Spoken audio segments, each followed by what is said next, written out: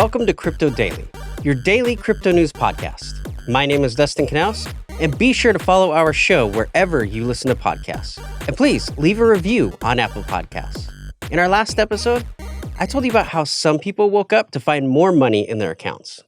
Well, today there's some bad news for some Coinbase users. Coinbase announced that hackers found a flaw in their two-part authentication system, and they were able to remove funds from over 6,000 users. Well, the good news, though, is that Coinbase is taking responsibility, and they promise to reimburse everyone who is affected by the hack. So keep an eye on your accounts. I checked mine, and I'm okay, which is all that really matters. Last episode, I also discussed how China's ban really isn't a problem for us. And as it turns out, Edward Snowden agrees.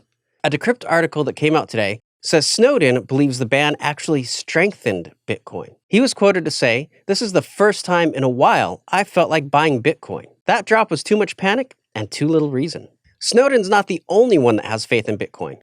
Florian Grummes, I hope I'm saying that right, the managing director of financial consultation company Midas Touch, has stated that he believes that Bitcoin is well on its way to hit the $100,000 mark. He does say that there will be pullbacks along the way.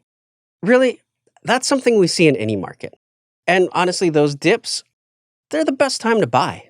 In the Ethereum world, JP Morgan has recently come out with a report that institutions are favoring Ethereum over Bitcoin. A Crypto Compares report also suggests that Grayscale's Ethereum Trust was the most traded digital asset product in September. Ethereum is expected to become a favorite amongst institutions, especially once the 2.0 update officially rolls out. That would move the Ethereum from a proof of work to a proof of stake. That rollout is expected to happen sometime in 2022, assuming it doesn't get pushed back again. Well, if you know someone who feels confused about crypto wallets but really wants to invest, a Vancouver-based crypto mining company, Hive Blockchain, has reported that in their first quarter, they saw a large profit. They went from $1.8 to $18.6 million. I honestly don't know enough about the company to suggest them, but if you are curious, their NASDAQ symbol is Hive, H-I-V-E. Now it's time to move on to today's NFT news. If you're a fan of the art world, you know that contemporary art had been hit particularly hard in the beginning of the pandemic. I live in one of the world's largest and oldest art communities, which is located in downtown Los Angeles. It's called the Brewery Artist Lofts, if you're curious. Anyway, I've definitely seen a large impact on people in my community.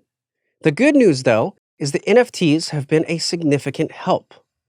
A report from ArtPrice says that over the last year, contemporary art has hit its peak to $2.7 billion. That's up 117% over the last year. Of course, we've been seeing some really big players entering the NFT world, like renowned street artist Banksy, who sold his work Morons for $380,000. The piece simply said, "I can't believe you morons buy this shit." Oh man, I love Banksy so much. Anyway, we're also seeing Lil Nas X entering the space, another person that I'm honestly a huge fan of what they're doing. He's teaming up with TikTok to drop their first official NFTs. Lil Nas is releasing an NFT that is an alternate version of his music video, Montero, Call Me By Your Name. It's set to release October 6th. For those of you who love the entrepreneur world, Gary Vee has also entered the NFT world. He sold several pieces at Christie's auction house, totaling over 393 Ether, or $1.2 million US. I wonder if he'll be giving up his mug life for NFTs. Gary, let me know.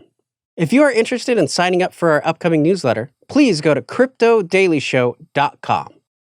There you can also find links to where you can follow me on social media.